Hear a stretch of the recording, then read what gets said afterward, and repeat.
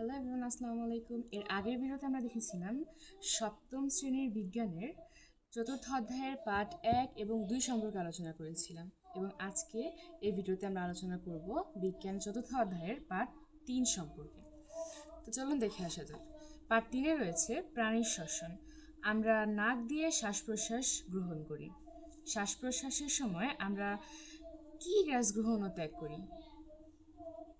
বলুন তো কি গ্যাস গ্রহণ এবং ত্যাগ করি? এটা একদম সহজ কথা, যে শ্বাস প্রশ্বাসের সময় আমরা অক্সিজেন গ্রহণ করি এবং কার্বন ডাইঅক্সাইড ত্যাগ করি। তাদের এই প্রক্রিয়া চলতে থাকে সারা জীবন। প্রাণী ও উদ্ভিদ বায়ু থেকে অক্সিজেন গ্রহণ করে এবং কার্বন ডাইঅক্সাইড ত্যাগ করে, এবং এই প্রক্রিয়া সারাটা জীবন ধরে চলতে থাকে। যখন এই প্রক্রিয়া শেষ হয়ে যায়, বন্ধ হয়ে যায়, তখন মারা যায়। তবে প্রাণী ও উদ্ভিদের বেলায় গ্যাস গ্রহণ ও বর্জন করার প্রক্রিয়া ভিন্ন প্রকৃতির। কেননা মানুষ শ্বাস প্রশ্বাস গ্রহণ করে এবং বর্জন করে নাক দিয়ে, কিন্তু উদ্ভিদে তার নাক নেই।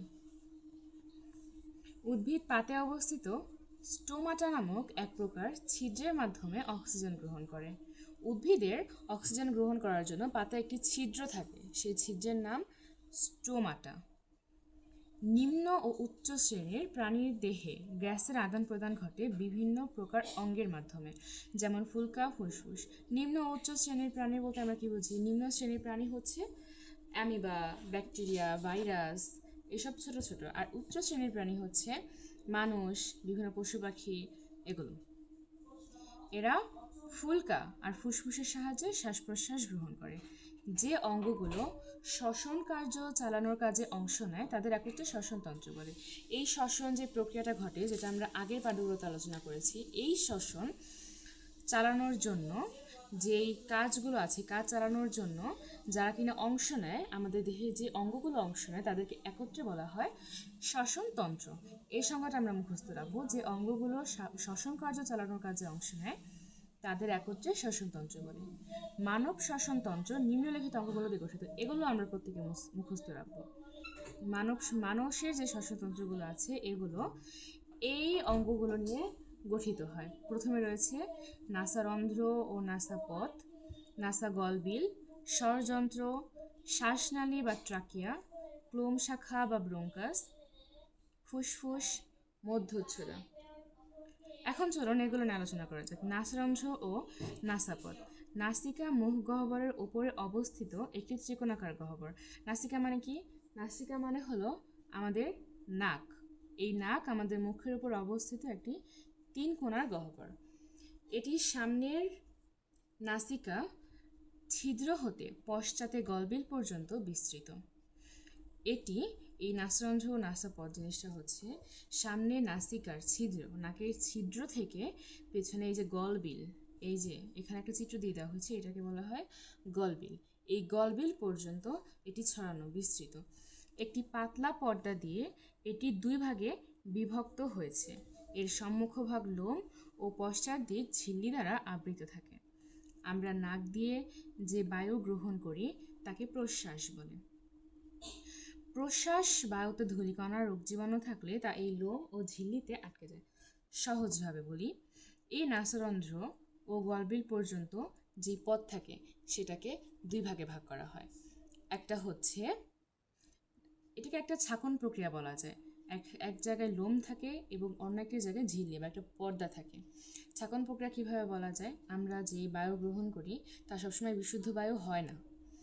যখন আমরা বায়ু গ্রহণ করি তখন বায়ুতে যেই ধুলাবালি, ময়লা থাকে সেগুলো প্রথমে লোমে গিয়ে আটকে যায়, এবং তারপরে যে বায়ুটা যায় সেটার মধ্যে যে জীবাণু থাকে সেই জীবাণু গিয়ে এই ঝিল্লিতে আটকে যায় এবং আমাদের ফুসফুসের মধ্যে একটি জীবাণুমুক্ত বায়ু প্রবেশ করে। এতে আমাদের ফুসফুস ভালো থাকে। এটাই বলা হয়েছে। নাসা গলবিল। নাসা গলবিল হলো নাসাপথের শেষ অংশ যা গলবিলের সাথে মিশেছে। এই যে নাসাপথ, এটার শেষ অংশ এইখানে, এটা গলবিল, নাসা গলবিল। গলবিলের সাথে মিশেছে, এটা নাসা গলবিল। গলবিল পথে শ্বাসনালীতে বাতাস প্রবেশ করে। এই পথ দিয়ে শ্বাসনালীতে বাতাস প্রবেশ করে। স্বরযন্ত্র। গলবিল ও শ্বাসনালীর সংযোগস্থলে স্বরযন্ত্র অবস্থিত। শ্বাসনালী আর এই যে গলবিল, এটার যে সংযোগ, এই যে শ্বাসনালী, শ্বাসনালী আর এই যে গলবিল, এইটার সংযোগ স্থলেই স্বরযন্ত্র অবস্থিত, যেটা দিয়ে আমাদের কথা বলার সময় শব্দ তৈরি হয়। এর মাঝে আমাদের স্বরযন্ত্র অবস্থিত। স্বরযন্ত্রের স্বর সৃষ্টিকারী স্বররজ্জু বা ভোকাল কার্ড থাকে। স্বরযন্ত্রে যে জিনিসটা আমাদের স্বর সৃষ্টি করে, যেটা দ্বারা আমরা কথা বলতে পারি, আমাদের কণ্ঠস্বর সৃষ্টি হয়, সেখানে থাকে স্বররজ্জু বা ভোকাল কার্ড বলা হয় যাকে। স্বররজ্জু বা ভোকাল কর্ড, তাই একে স্বরযন্ত্র বলে। স্বর ছিদ্রের মুখে একটা ঢাকনা থাকে। স্বর ছিদ্রের মুখে একটা ঢাকনা থাকে। স্বর যে ছিদ্র রয়েছে তার মুখে একটা ঢাকনা থাকে, এবং এই ঢাকনার কাজটা কি, এই ঢাকনা আমরা যখন খাদ্য গ্রহণ করি তখন শ্বাসনালীতে যে ঢাকনাটা থাকে সেটা আটকে যায়। যদি সেটা আটকে না যায় তাহলে আমাদের খাদ্য শ্বাসনালীর ভিতরে প্রবেশ করবে, এ কারণে। এবং যখন কিনা আমরা খাদ্য গ্রহণ করি তখন সেটা বন্ধ হয়ে যায়, এবং খাদ্য গ্রহণের পরে সেটা আবার খুলে যায়, সে ঢাকনাটা। আচ্ছা, তারপরে রয়েছে শ্বাসনালী। খাদ্যনালীর সম্মুখে অবস্থিত স্বরযন্ত্র থেকে শুরু হয়ে ক্লোম শাখা পর্যন্ত বিস্তৃত নালীকে শ্বাসনালী বলে। ক্লোম শাখা জিনিসটা কি, এটা 5 নম্বরে আমরা দেখব।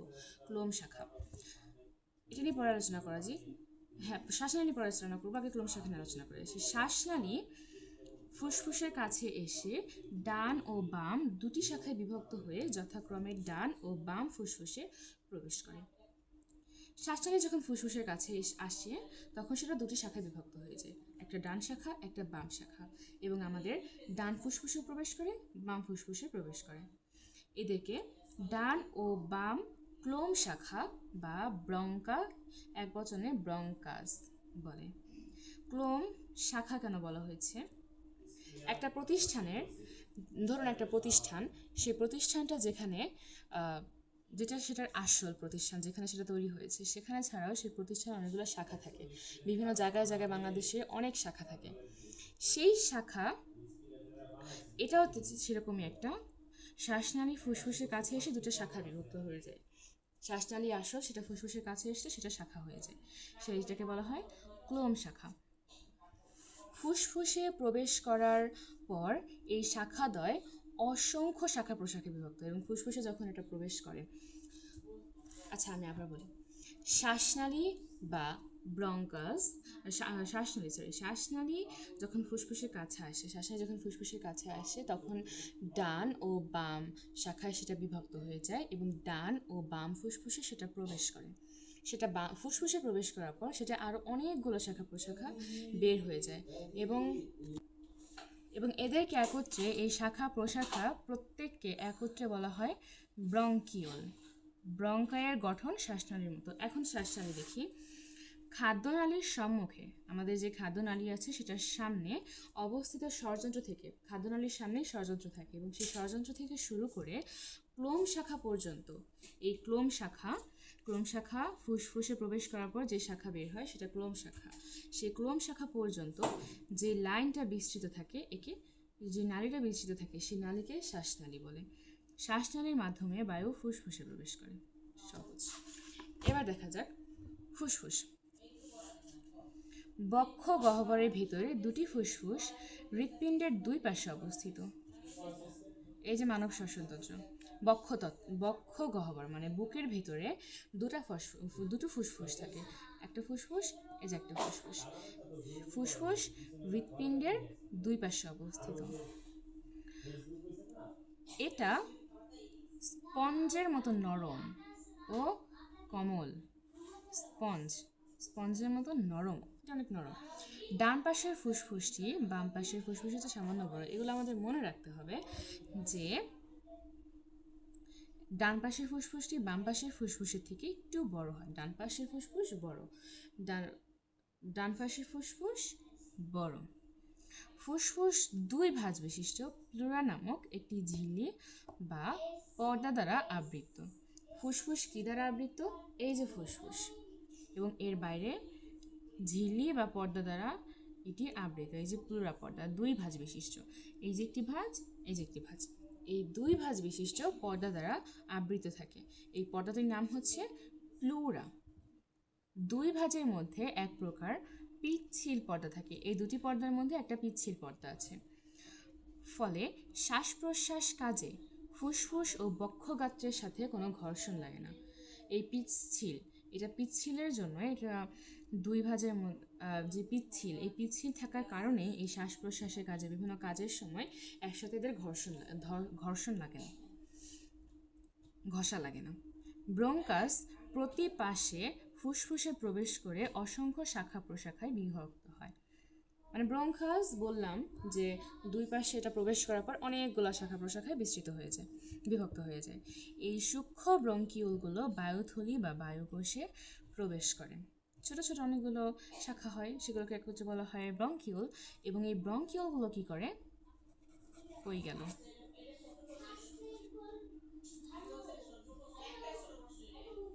ব্রঙ্কিউলগুলো বায়ুথালি, যে আমাদের যে বায়ুথলি আছে সে বা বায়ুকোষ যেটাকে বলা হয়, প্রবেশ করে।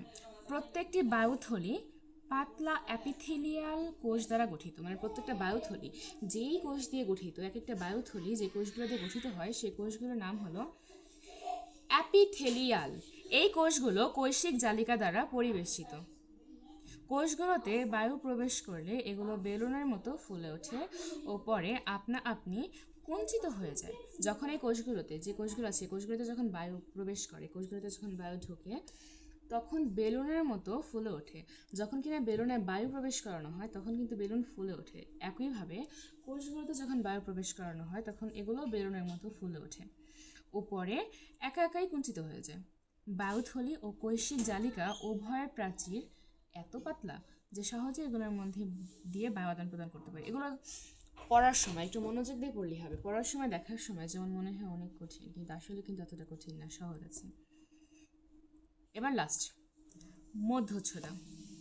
যে মাংসপেশি বক্ষগহ্বর ও উদর গহ্বরকে পৃথক করে রেখেছে তাকে মধ্যচ্ছদা বলে। এটা একটা সংজ্ঞা, এটা আমাদের মুখস্থ রাখতে হবে। যে মাংসপেশি বক্ষগহ্বর ও উদর গহ্বরকে পৃথক আলাদা করে রেখেছে সেগুলোকে মধ্যচ্ছদা বলে। এটা দেখতে অনেকটা প্রসারিত ছাতার মতো। মধ্যচ্ছদা সংকুচিত হলে নিচের দিকে নামে। এগুলো মুখস্থ রাখতে হবে আমাদেরকে, যে মধ্যচ্ছদা সংকুচিত মনে রাখতে হবে হলে নিচের দিকে নামে। তখন বক্ষগহ্বরের আয়তন বাড়ে। যখন কিনা মধ্যচ্ছদা নিচে নামে এবং সেটা সংকুচিত হয়ে নিচে নামে তখন আমাদের বক্ষগহ্বরের আয়তনটা বাড়ে। আবার এটা যখন প্রসারিত হয় উপরের দিকে ওঠে এবং বক্ষগহ্বর তখন সংকুচিত হয়, ছোট হয়। মধ্যচ্ছদা সংকোচন ও প্রসারণের মাধ্যমে শ্বাস ও নিঃশ্বাস কাজ নিয়ন্ত্রণ করে। আশা করছি আমরা বুঝতে পেরেছি।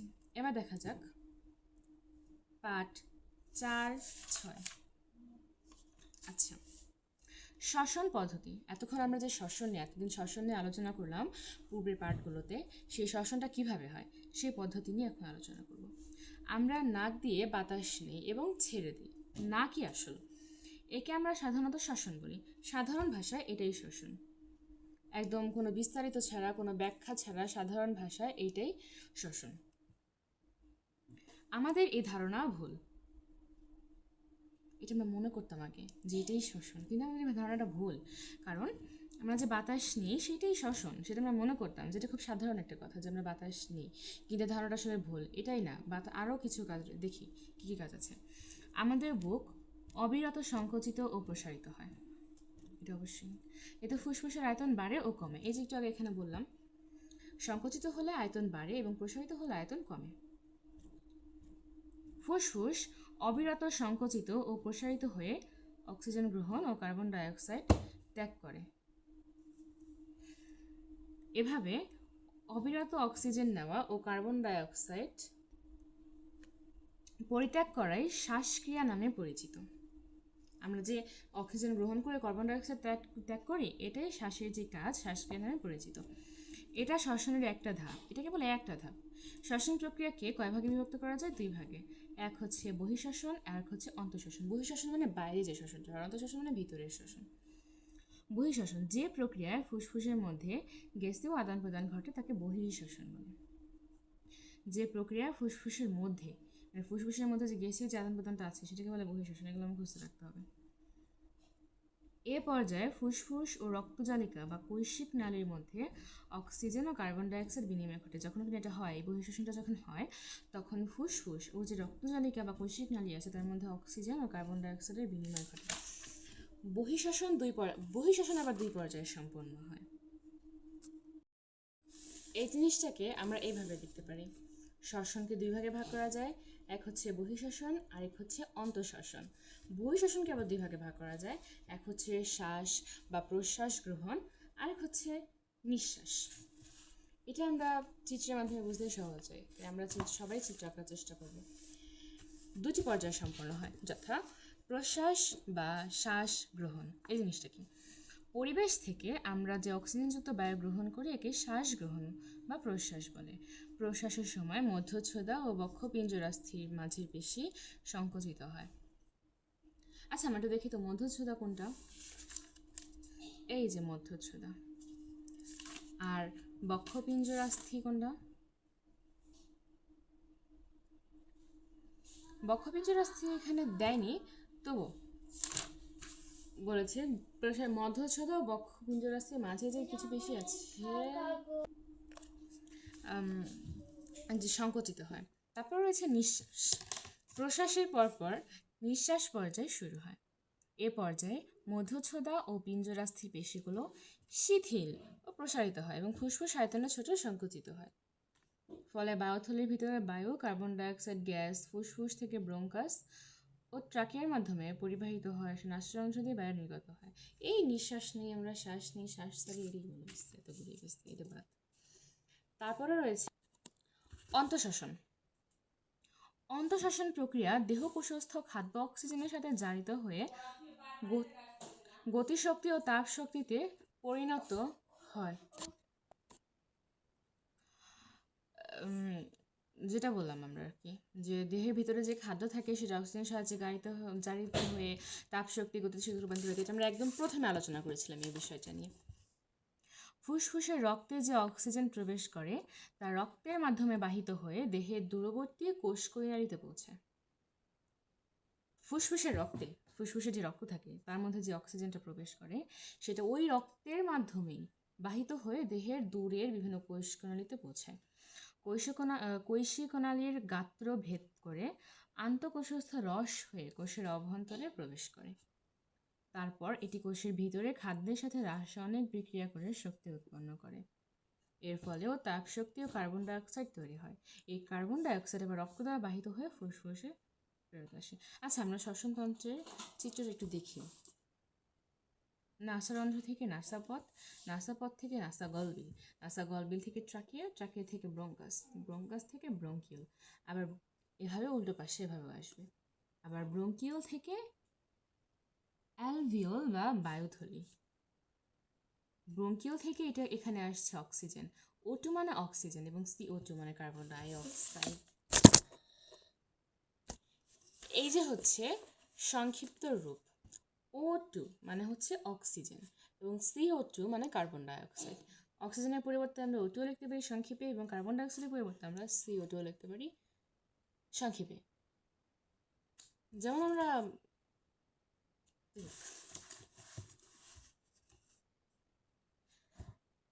তো আজকের ভিডিওতে এই পর্যন্তই। পরবর্তী ভিডিওতে আমরা আলোচনা করব পার্ট 7 এবং পার্ট 8 নিয়ে। ভালো থাকবেন, সুস্থ থাকবেন এবং আমার সঙ্গেই থাকবেন। এরকম আরও নতুন নতুন ভিডিও পেতে আমাকে লাইক, কমেন্ট, সাবস্ক্রাইব করে পাশে থাকবেন। আল্লাহ হাফেজ।